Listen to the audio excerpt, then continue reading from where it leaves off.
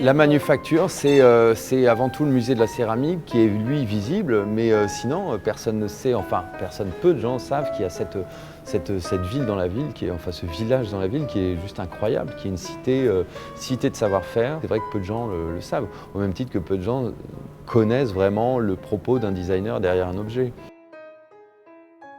J'avais déjà fait un petit peu de céramique avant et ça me plaît beaucoup.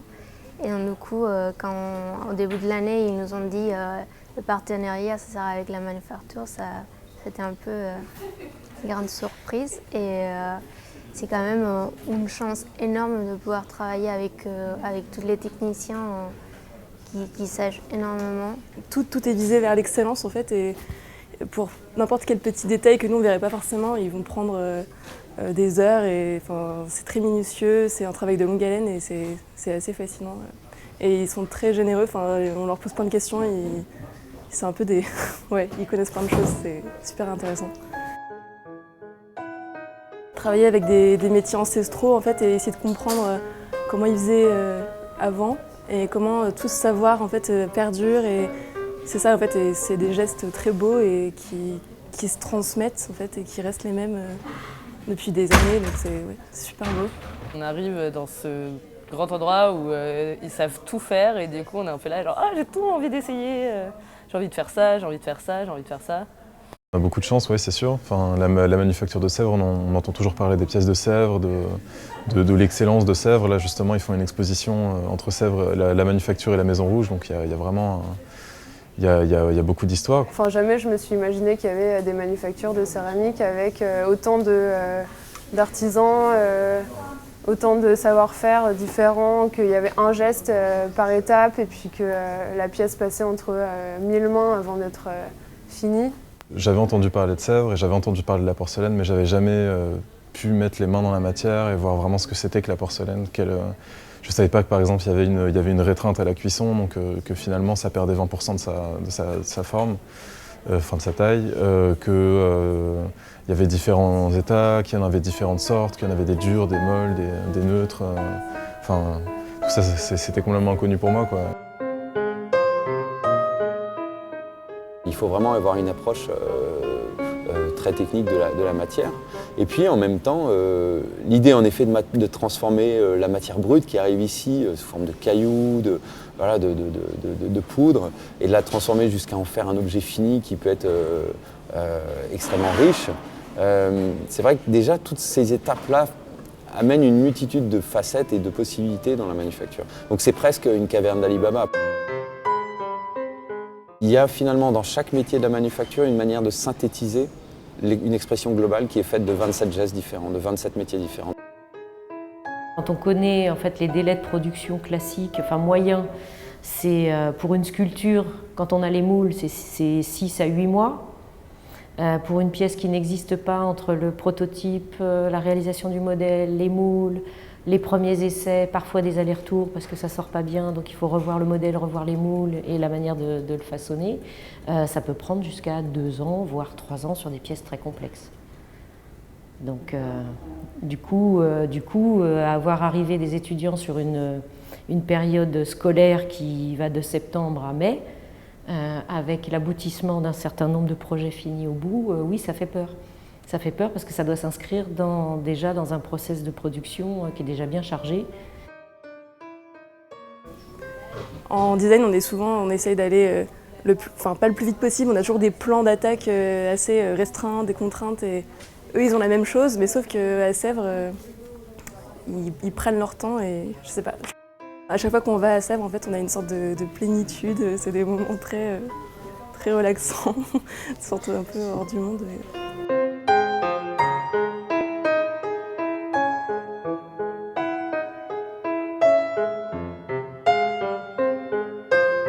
Ce qui m'a vraiment marqué en tout cas, c'est le temps qui passe dans la réalisation des pièces, et c'est un rythme qui est très différent de ce que nous on connaît et de ce à quoi on sera confronté plus tard, je pense.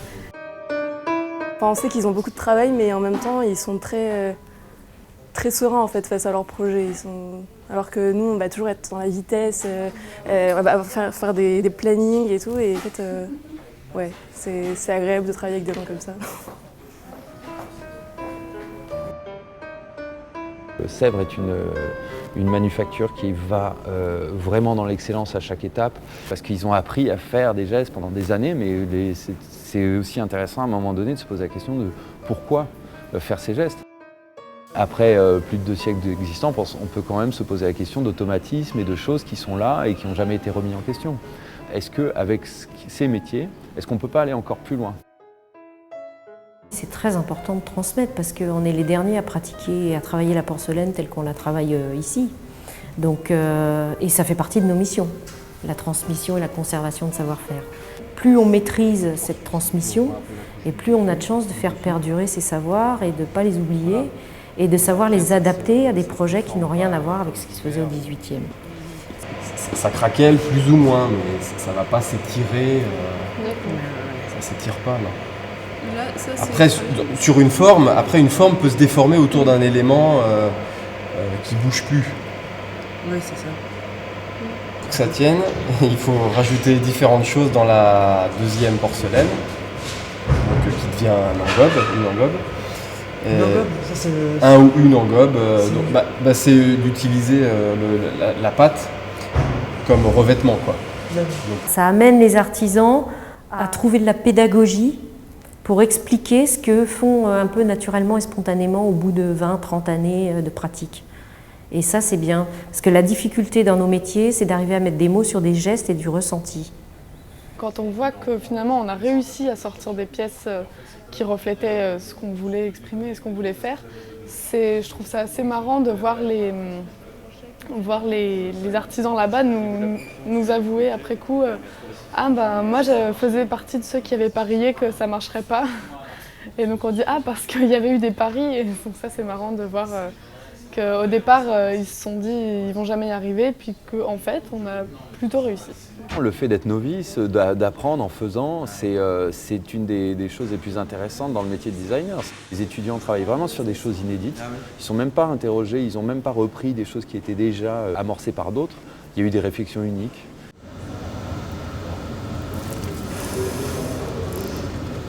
J'ai aidé les étudiants à essayer de cerner un métier. Et on a donc 27 métiers ici à la manufacture. Et l'idée était d'en prendre un. Donc on a créé au final 4 métiers, parce qu'on a créé 4 groupes, et 4 groupes qui travaillent autour de métiers. Donc il y a le moulage, le tournage, le métier de coulage, avec la rétractation, la cuisson, l'émaillage.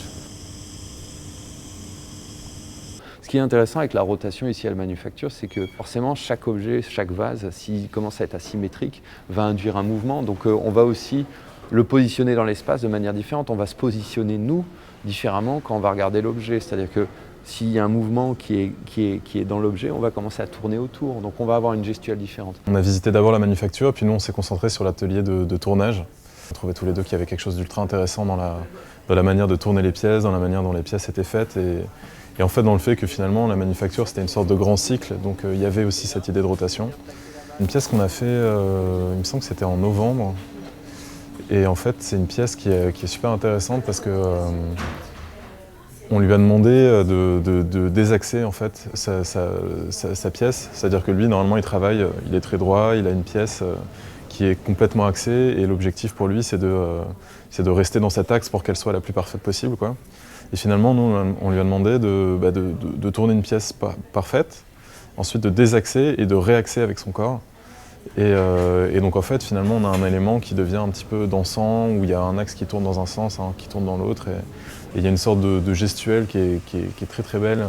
On va, au travers d'un objet en 3 dimensions qui a du mouvement, insuffler se reconnecter avec ce qu'on est véritablement, c'est-à-dire des êtres organiques, des cellules qui vivent dans un ensemble qui est souple. Cette partie-là, en fait, on devient hyper fluide. Le but du projet, c'est un peu de se créer une petite chorégraphie entre justement le tourneur et la matière.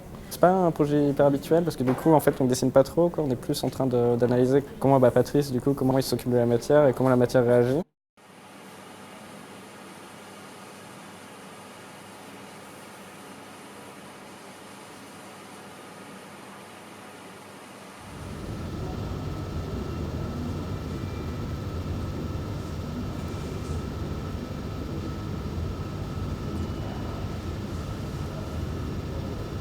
En fait, ce qui est intéressant dans nos pièces, c'est quand on les fait tourner, du coup, elles sont hyper dansantes.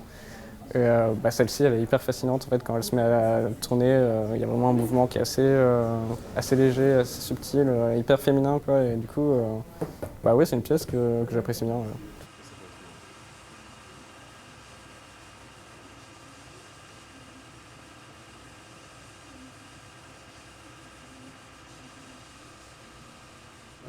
Et on se demandait si pour toi c'était possible de venir, tu vois, pincer mais de façon aléatoire pour affiner d'un côté. Je sais pas, peut-être pas aléatoire, finalement essayer de revenir à peu près au même endroit. C'est comme quand tu règles le galet, tu tapes sur la bosse, là venir régulièrement, essayer d'affiner une partie. Se déplace peut-être, tu vois. Mais après avoir monté... Je fais des gestes qu'on n'a pas forcément l'habitude de faire. Et il m'oblige à fabriquer des objets complètement insolites. Et ça me donne même personnellement, ça me donne des idées de réalisation, des idées de conception nouvelles.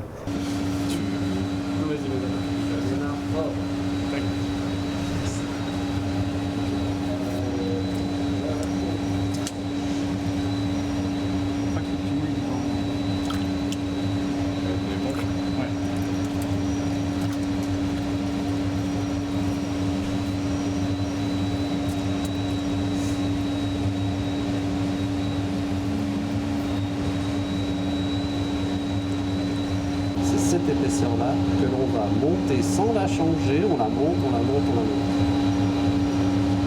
ça non. Un peu, ouais. Voilà, super, on reste comme ça. Intéressant.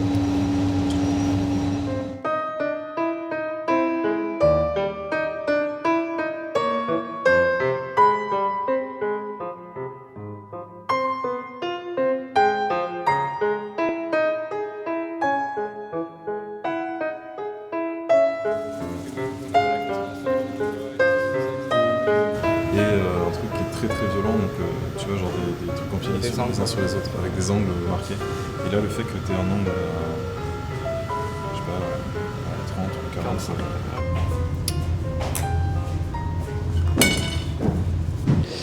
Elle avait un peu peur au début pour le faire, quoi, mais après, du coup, elle a trouvé une technique de faire un espèce de tourbillon comme ça avec les traces du pinceau. Parce que si on avait voulu que ce soit un aplat, quoi, ça aurait été impossible en fait.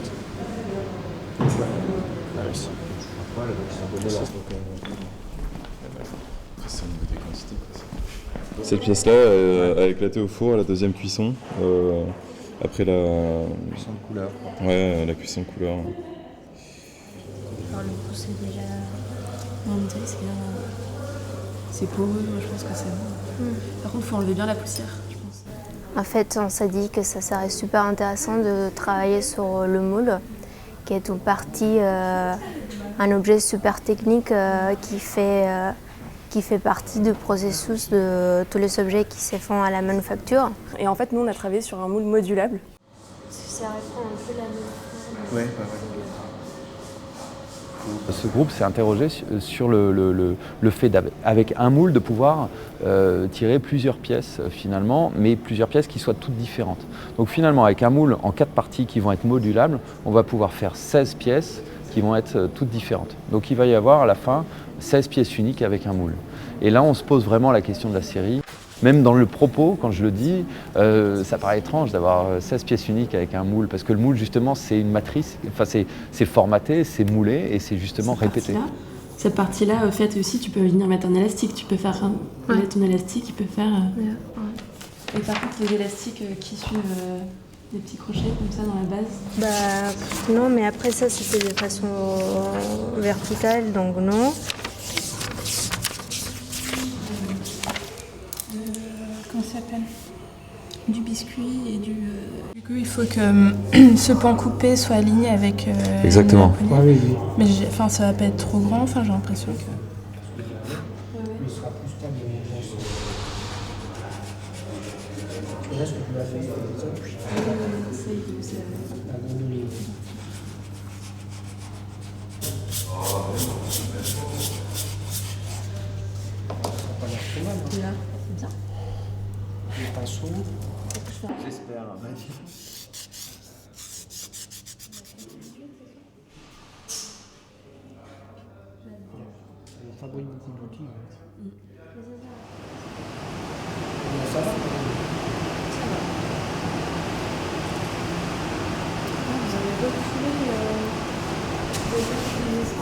Si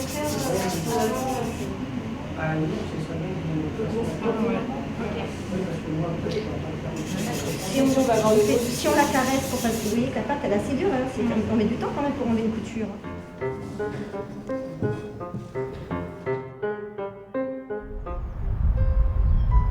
Le 4e groupe travaille à l'atelier du grand coulage, où là, il travaille sur la déformation et la mémoire de la pâte. Le principe, c'est donner à voir la rétractation de la matière lors de la cuisson par une intervention extérieure, par une sorte de presque de petite prothèse qu'on va insérer dans l'objet et qui va donner une forme à l'objet final. On a décidé de partir d'une forme emblématique de la manufacture, donc qui est un vase classique, pour le déformer, la cuisson en fait. Donc on a créé des formes, des sortes de parapluies en céramique, cuites du coup.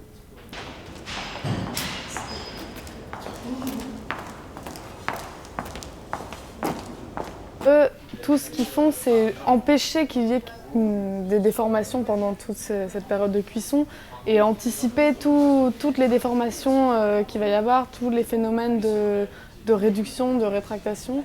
Et nous, on a fait l'inverse et c'est quelque chose qu'ils font jamais. Donc ça, c'est la première chose auquel ils ne croyaient pas trop. Et la deuxième chose, c'est qu'on a utilisé une technologie qu'ils n'ont pas là-bas, c'est la découpe jet d'eau. Et nous, toutes nos pièces, comme elles sont en porcelaine déjà cuites, pour faciliter les choses, on a récupéré leur chute de plaques de support, donc des plaques plates, qu'on a découpées avec une machine jet d'eau. Et ça nous a permis d'avoir rapidement des formes sans avoir à les mouler et pouvoir faire plusieurs tests. On a créé une fissure quand même, donc il y a... Mais là, ça a plutôt bien fonctionné. Du coup, si on arrive à ce genre de déformation... Ça, c'est votre disque qui était à l'intérieur? Oui. C'est génial. Ah oui, c'est complètement nouveau, c'est très...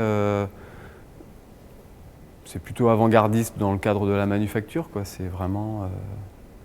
c'est comparable à un projet d'artistes en résidence qui cherchent à repousser un peu les limites. Et donc là, bon, ce sont des étudiants en workshop. Au début, c'était aussi des essais de déformation lors du séchage, mais il y avait une incohérence.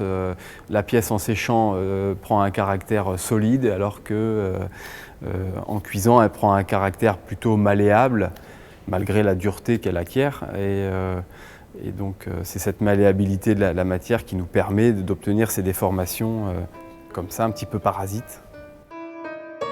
Dedans, ça vient s'ouvrir. Et alors, on a 2 pièces. Maintenant, tu peux tenir un côté comme ça, on se met tous. Ouais, cool, merci. On a une pièce comme ça qui vient. Donc maintenant, on imagine qu'on va faire un anneau posé avec des pales comme ça. Ça, c'était pour faire des pièces qui fassent un support parce qu'on a besoin de surélever. Donc ça en fait, c'est revenu à faire ça. Pour ensuite poser ça par-dessus. Et après, qui viennent se mettre comme ça autour d'une tige, avec ça, comme ça, comme ça, comme ça. Pour l'instant, on en a fait 3, non 4 en tout. Et il y en a 2 qui ont très bien fonctionné, et moi il y en a une des 2 que j'aime particulièrement parce que c'est la déformation et la forme qui a été créée par nos pièces, elle est bien marquée. Donc, comme ça fonctionne. Parce qu'elles sont pas droites. Avec des encoches qui sont un peu larges. Tout demande énormément de précision. On en est arrivé à quelque chose d'assez technique au niveau des dimensions de nos pièces, etc. Ah là, c'est vraiment ça...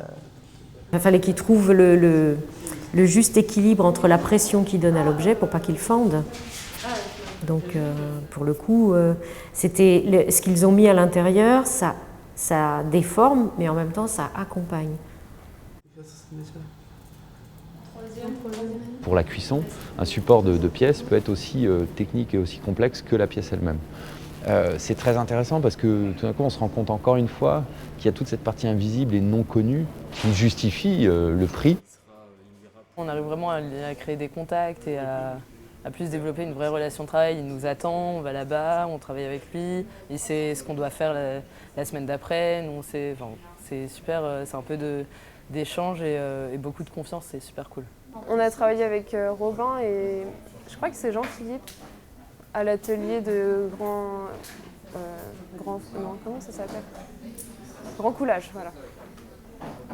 On a essayé de couler dans un vase avec deux pâtes à degrés de rétrécissement différents pour voir ce que ça faisait. Et du coup, ils nous regardaient un peu, mais qu'est-ce que vous croyez que ça va faire? C'est un peu bizarre et tout, mais ils nous ont laissé le faire. Et effectivement, ça n'a rien fait comme ils nous avaient dit.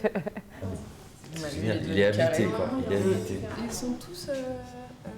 Et là-bas, c'est le nouveau, celui qu'on a sorti aujourd'hui, qu'on a fait la dernière fois. Ah non, c'est pas celui-là, c'est celui-là. Celui-là, il est Mais celui-là, je l'avais pas vu non plus. Hein. Ah oui? Non, non. Mais celui-là, on l'a fait avant de partir et il est en décalé, ça fait un anneau comme ça. Ah, c'est excellent. On est surpris, on se dit ah ouais, ça donne une forme comme ci, comme ça, j'aurais pas imaginé. Et après, on peut recréer des choses à mettre dedans qui vont influer sur la forme, donc c'est cool. C'est super agréable d'arriver à quelque chose qui est un peu au-delà de nos attentes. Parce que nous, là, c'était vraiment la matière qui nous guidait et on n'était pas du tout sûr que ça allait donner quelque chose au final. On ne savait pas du tout si ça allait fonctionner, parce que c'était un système un peu compliqué et au final, ça marche.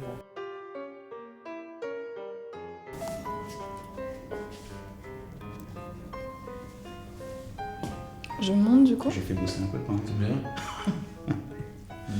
Comme ça, on apprend à faire des plâtres nickel. Ouais, pour faire nos propres objets. Bah oui. Parce que là, la différence entre le nôtre et le leur est assez drôle. Du coup, là, on en rajoute ou je monte? Non, bah c'est bon, là, je pense. Ce qui veut... Bon, là, parce qu'il n'y a pas beaucoup de détails. Non, ce qu'on fait, par exemple, c'est la spirale. Hop. Ouais. Et là, est-ce qu'on a mis assez de savon partout? Ouais, je pense. Si ça prend un peu, on va voir. Ouais, ça pompe là, faut s'arrêter là. Hop. On n'a peut-être pas mis assez de savon. Ouais, parce que du coup, on avait dit que la pointe... Après, on va remplir, on va attendre qu'ils prennent, de toute façon. Justement, on a un peu le résultat, c'est un peu des formes très tendues comme ça, il y a beaucoup de déformations et ça se voit vraiment par rapport à une forme qui est un peu plus chargée en décoration, en ornementation. Donc, je les ai amenés un peu pour leur faire comprendre un peu toutes les déformations qu'il peut y avoir en porcelaine, surtout celle de Sèvres. Un groupe qui s'est intéressé au geste que l'émailleur fait quand il va plonger par exemple une assiette dans un bain d'émail. C'est une technique vraiment très particulière et qui fait qu'il y a une sorte de danse de l'assiette à l'intérieur du bac. En fait, notre point de départ, ça a été de regarder les différents métiers un peu de la manufacture et on s'est arrêté sur le métier d'émailleur parce que c'était son geste en fait qui nous intéressait. Il effectue comme une chorégraphie quand il émaille ses pièces. Donc on a fait le parallèle avec les métiers du vin et avec l'action d'oxygéner son vin, parce que c'est un peu la même gestuelle. On a décidé de faire une carafe à vin pour que même sortie de la manufacture, perpétue toujours ce geste de tourner le liquide au sein de l'objet. Ce serait intéressant d'avoir une carafe qui permettrait d'accélérer le processus d'oxygénation du vin. Dans ma famille, on fait du vin depuis 4 générations. Ça m'intéressait énormément de le lier à mon histoire. Et du coup, faire un bel objet emblématique avec à la fois le savoir-faire de la manufacture et à la fois le savoir-faire de l'œnologue, c'était quelque chose qui m'intéressait énormément. Votre partie, là. C'est eux-mêmes qui nous incitaient à changer des détails de notre carafe qui devenaient de plus en plus réalistes et réalisables. Et du coup, ils étaient vraiment très, très bons, c'était une bonne surprise. On a carrément transformé la forme de la carafe, fait quelque chose qui ne se faisait pas normalement, que la carafe soit dans la continuité du bras, du geste, recréer une espèce de chorégraphie. C'est beau, ou je sais pas. Oui. On voulait faire ça à la base, créer une espèce de transparence avec la porcelaine, mais la transparence, elle sera simplement quand ça sera contre la lumière et pas à un autre moment. Que ça soit plus serré ici, mais c'est vrai que là, on voit qu'il y a un plat qui est... On peut juste reprendre cette forme-là, juste pour que ça aille un peu plus droit, comme ça, de toute façon, ça va être... On a fait le premier plâtre, ensuite on a fait le premier coulage à l'intérieur du moule. Le moule est magnifique, il est énorme. Et sauf que on a fait le premier test s'est effondré.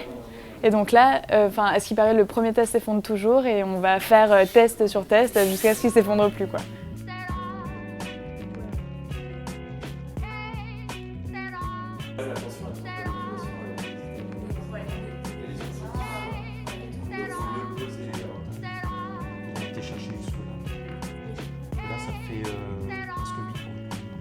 Dans mon métier, je pense qu'on est plus tenté de révéler, pas forcément l'invisible, mais de révéler, essayer d'exprimer une narration au travers de peu de signes. Donc finalement, c'est d'essayer, avec l'invisible, essayer de révéler quelque chose. Pour tout ce que moi j'ai vu produire à Sèvres en termes de pièces contemporaines de designers, La contrainte a souvent apporté un plus, la contrainte technique ou de la matière a apporté un plus à l'objet. Ça peut être tout simplement de ne pas mettre d'émail sur une pièce parce que sinon on ne peut pas la sortir en cuisson. Et du coup, je sais pas, elle accroche la lumière différemment, elle prend une autre dimension.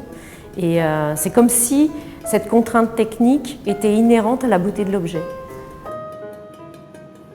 Aujourd'hui, on se rend compte qu'il y a une multitude de métiers dans le design et qu'elles ne sont pas forcément appliquées à l'industrie, que ces métiers-là peuvent être un peu plus dans l'idée de réflexion sur des métiers qui sont en train de disparaître ou des métiers qui existent mais qu'on n'avait vraiment pas l'habitude de susciter, d'aller chercher jusqu'à maintenant. Et c'est pas rendre hommage, c'est juste utiliser les savoir-faire et les connaissances qu'il y a autour de nous.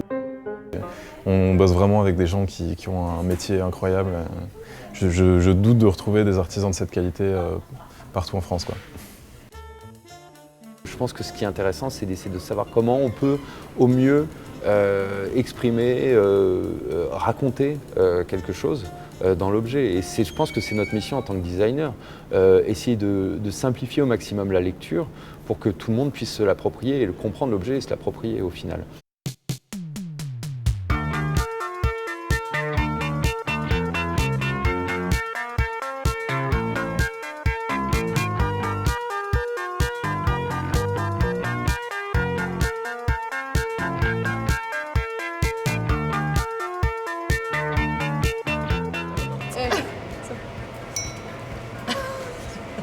On fait de la musique.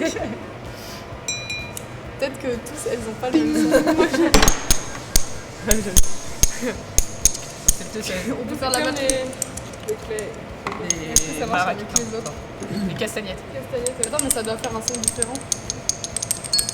Olé. Il est bien lui. Ouais. Mais on fait des instruments de musique, on change notre projet.